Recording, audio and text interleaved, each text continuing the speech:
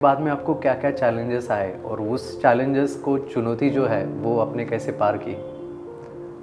Sir challenges तो बहुत आए। तो कस्टमर्स को या क्लाइंट्स को हमारे अवेयरनेस नहीं था।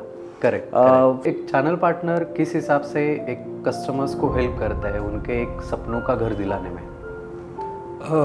डेफिनेटली जब कोई चैनल पार्टनर अपना कोर हार्ट डालता है किसी को घर दिलाने में, वो किसी का ड्रीम पूरा कर रहा है। मंगेश जी, क्या लगता है आपको कि ये जो पॉडकास्ट है ये चैनल पार्टनर्स को उनको पहचान देने में किस हद तक मदद कर सकता है? कि एटलीस्ट 50-60% लोगों के मन से जो एक चैनल पार्टनर के प्रति एक इमेज थी वो तो काफ़ी हद तक सुधर ही जाएगी। Anything else you wanted to add something? बस सर, जय हिंद, जय महाराष्ट्र।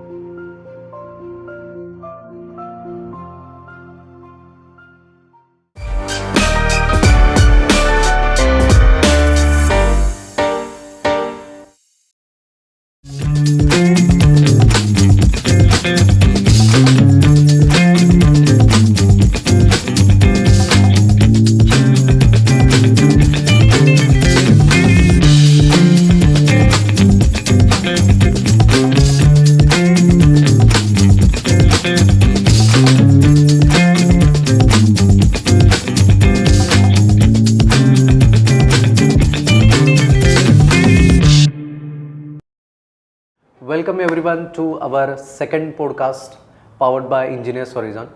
जैसे कि पहले सेशन में हम लोगों ने देखा कि गौरव जी ने किस हिसाब से हम लोगों को उनके इनसाइट इन्फॉर्मेशन दी थी, उनकी लाइफ जो जी रहा है रियल एस्टेट इंडस्ट्री में, उनके अनुभव।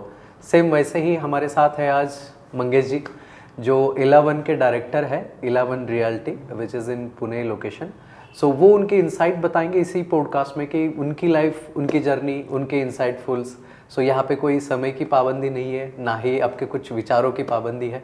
आप खुल के आपके विचार इस पॉडकास्ट सेशन में आप रख सकते हैं।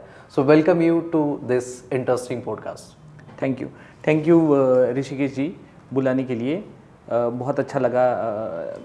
आने में थोड़ा एक्साइटमेंट है, बोलने में भी मज़ा आएगा। That's great. मंगेश जी, आपका बैकग्राउंड क्या है और आपने सिर्फ रियल एस्टेट इंडस्ट्री ही क्यों चॉइस की है?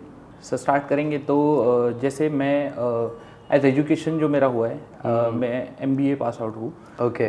मेरा होटल मैनेजमेंट में MBA हुआ है। So basically I am an hotelier. ठीक है, जहाँ बेसिकली मेरा कोर जॉब रिस्पॉन्सिबिलिटी था कि मैं इंटरेक्ट करता था।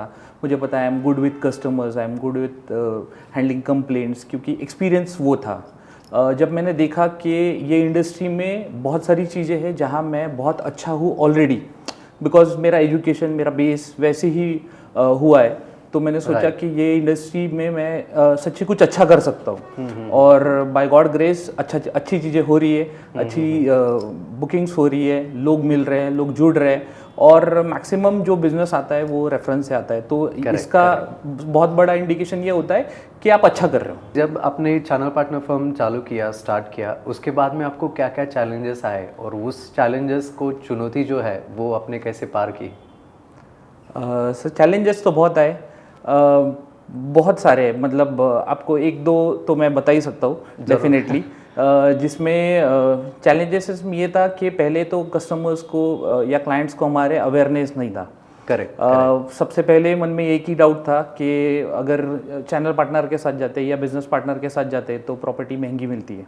राइट। तो अब तो मार्केट काफ़ी ज़्यादा ग्लोबल है। इंस्टाग्राम पे बहुत सारी रील्स आती रहती है, तो लोगों को भी समझ में आ गया है कि अगर मार्केट में प्रॉपर्टी परचेस करनी है तो कहीं ना कहीं चैनल पार्टनर से ही खरीदनी है, क्योंकि वही आपको अच्छे से डायरेक्ट कर पाएंगे। तो इनिशियल डेज में हम लोगों को वो चैलेंजेस गए। उसके बाद बेसिकली इंटरनल कॉम्पिटिशन्स होता था। जैसे अलग अलग चैनल पार्टनर्स है, कोई एक प्रॉपर्टी को अच्छा बोलता है, कोई दूसरी प्रॉपर्टी को उससे अच्छा बोलता है, तो वो क्लाइंट कंफ्यूज हो जाता है कि जाना किसके साथ है। करेक्ट। तो वो भी थोड़ा चैलेंजेस था। फिर कभी कभी बहुत बार डेवलपर्स थे, तो डेवलपर्स से ऐसे समझ में आया कि डेवलपर्स ने क्लाइंट को डायरेक्ट बुला लिया, तो वो भी एक चैलेंज था। बट एक इंसिडेंस है जहाँ मुझे सच्ची ऐसा लगा कि मैंने बहुत अच्छा किया।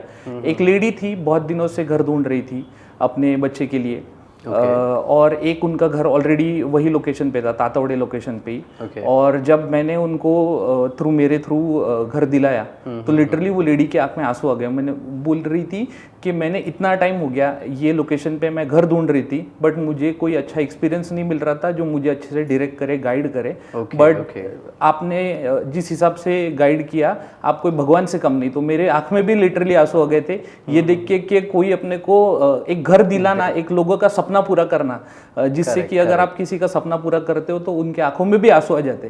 तो वो मेरे लिए एक अच्छा एक्सपीरियंस था और चैलेंज भी था।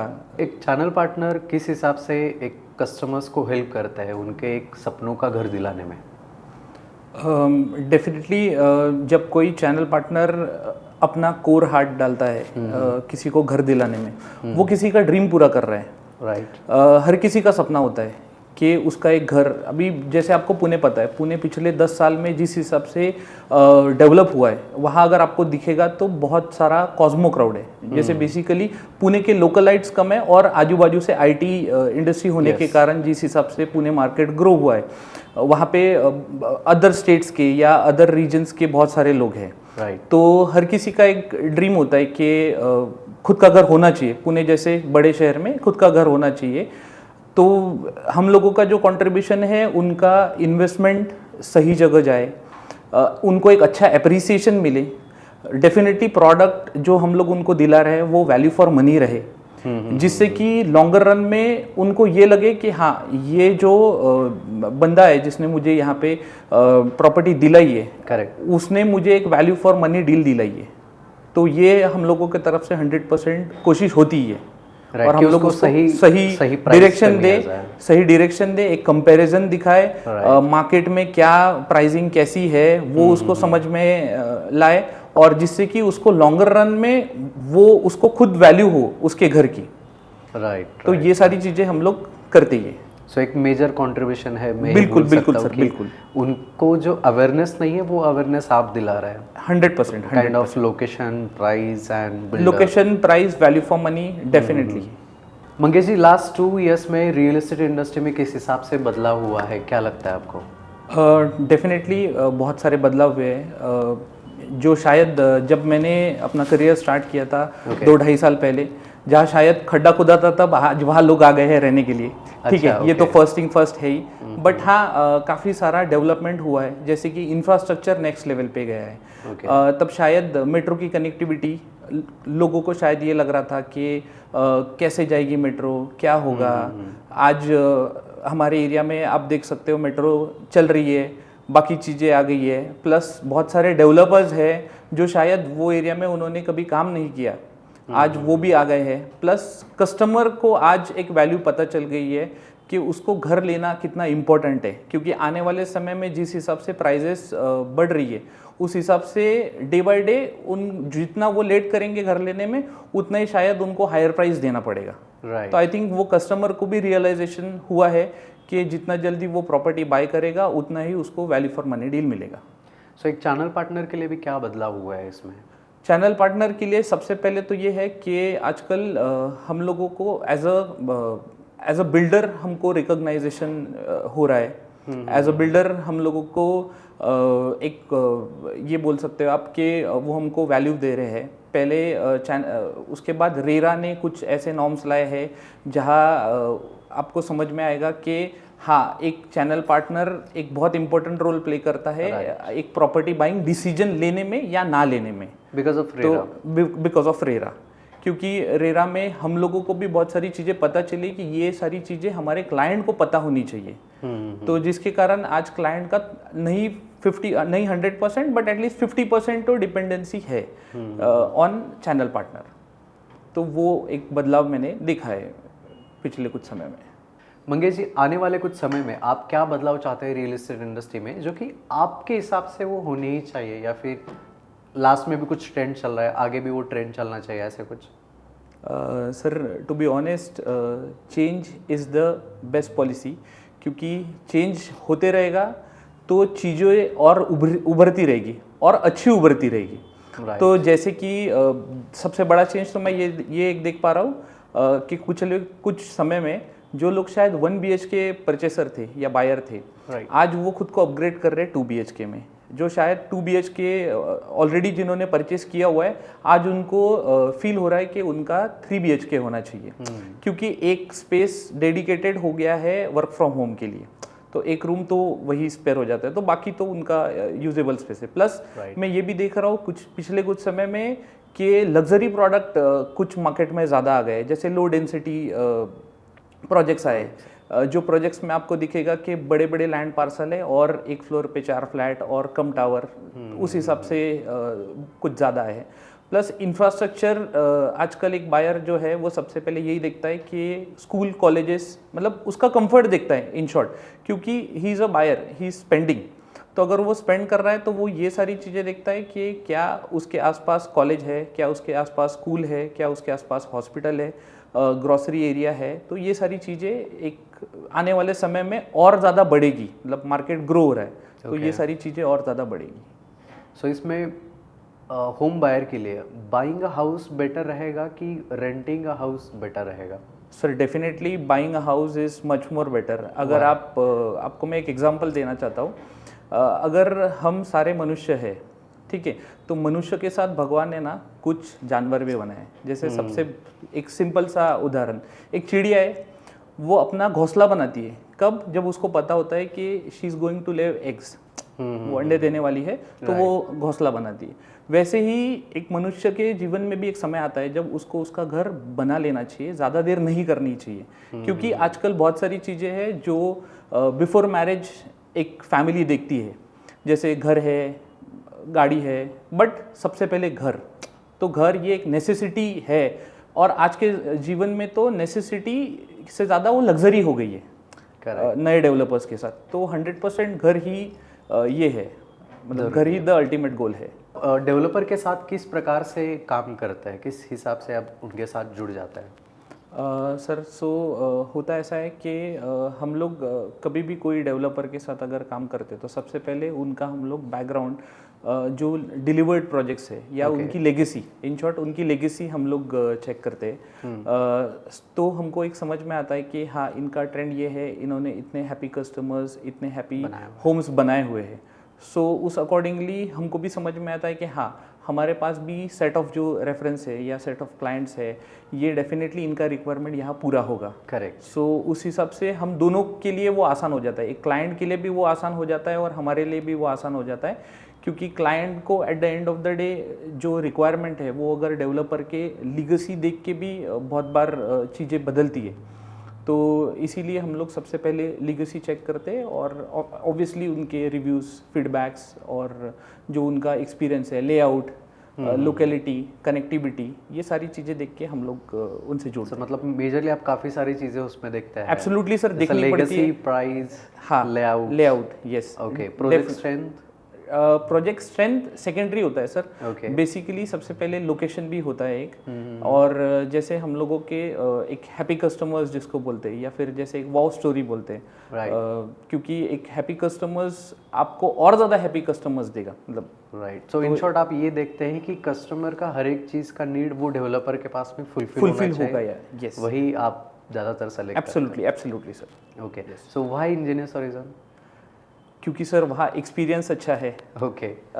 जैसे मेरे एक बहुत क्लोज फ्रेंड है, वो अभी फ़िलहाल उनकी प्रेजेंट जो प्रोजेक्ट है iOS, वहाँ पे रह रहे हैं वो। ओके। और उनका एक्सपीरियंस अच्छा है, मतलब he is a happy customer. She is staying now? He is staying now. अच्छा, he is staying now, okay. हाँ, so he's a happy customer basically, and definitely happy customers end up giving me more reference and more happy customers. That's great. Yes. Mangesh ji, आप जो काम कर रहे हैं वो Indian economy grow करने के लिए किस हिसाब से हेल्प कर रही है? So to be honest, I am a taxpayer. Also, I am generating new employment for the society. Okay. That is second. Also, if you see, the GDP has been grown from 0.5%. For reference, there are a lot of newspapers and websites. You can refer that. And जो acceleration time था developer का, construction का, वो भी fast हुआ है, because since channel partners are the one who sells the product faster, the collection gets easier for developer and it is also easier for them to focus only on the construction. So Right. that 3-4 points has been added in the economy. That's great. Mangesh ji, क्या लगता है आपको कि ये जो podcast है ये channel partners को उनको पहचान देने में किस हद तक मदद कर सकता है? यस, डेफिनेटली मदद करेगा, क्योंकि आजकल अगर हम लोग देखते हैं तो बहुत सारे लोग सोशल मीडिया पे अपना टाइम स्पेंड करते हैं। Right. और जो आपने मुझे सवाल पूछे वो शायद उनके भी मन में कहीं ना कहीं वो सवाल होंगे। राइट। तो इस माध्यम से मैं 100% दावा करता हूँ कि एटलीस्ट 50-60% लोगों के मन से जो एक चैनल पार्टनर के प्रति एक इमेज थी वो तो काफ़ी हद तक सुधर ही जाएगी। राइट। तो ये तो मुझे लगता है आगे से भी लोग फ़ोन करेंगे कि मंगेश ये पॉडकास्ट देखा है और ऐसा होता है, क्योंकि आपने बहुत सारी इनसाइडर्स जो है मतलब लोग सिर्फ एक ऊपर का चेहरा हम लोगों का देखते हैं, बट उसके पीछे के स्ट्रगल, उसके पीछे के एफर्ट्स नहीं पता होते हैं। करेक्ट। और जो हैप्पी स्टोरीज होती है वो हमारे आंखों के सामने होती है, और शायद इस पॉडकास्ट के माध्यम से मैंने ये सबको बताया है। तो I think definitely channel partners की इमेज लोगों के मन में और पूरी दुनिया के सामने बदलेगी। मंगेश जी, आप नए चैनल पार्टनर्स को क्या सलाह देना चाहेंगे? सर, नए चैनल पार्टनर्स के लिए एक ही सलाह होगी कि बिजनेस करे तो इथिक्स फॉलो करे और पेशेंस रखे, क्योंकि जब मैंने आज से 2-2.5 साल पहले मेरी शुरुआत की थी तो फर्स्ट 3 मंथ्स डेफिनेटली क्लाइंट्स आते थे, विजिट करते थे, बट समहाउ कन्वर्ट नहीं होते थे, बुक नहीं होते थे। तो 3 मंथ्स मेरा एक दोस्त है, उसने मुझे सलाह दी कि पेशेंस रख, कंसिस्टेंसी रख, रिजल्ट आएगा। बेसिकली डिसिप्लिन, धोनी जी ने भी कहा है डिसिप्लिन इज द बेस्ट की। तो डिसिप्लिन, कंसिस्टेंसी और परफॉर्मेंस, पेशेंस तो है ही इसमें। तो जब ये 3-4 का कॉम्बिनेशन होता है तो डेफिनेटली एक सक्सेसफुल लाइफ, एक सक्सेसफुल जर्नी की शुरुआत हो जाती है। राइट। सो नए चैनल पार्टनर्स के लिए आप यही कहना चाहोगे कि have some Patience. Patience, ethics के साथ काम किया जाए। बिल्कुल बिल्कुल। एनीथिंग एल्स यू वांटेड नहीं, टू sir. Add something? बस सर, जय हिंद, जय Maharashtra. Mangesh ji, thank you so much for joining this podcast. आपके साथ बात करके बहुत अच्छा लगा। मंगेश जी ने आज हमारे साथ काफ़ी अच्छी बातें उन्होंने शेयर की है, उनके थ्रू आउट द उनका एक्सपीरियंस एंड उनकी जो लाइफ जर्नी रही है रियल इस्टेट में आने के बाद में वो किस हिसाब से बीती है, वो सब कुछ उन्होंने एक्सपीरियंस कर लिया है।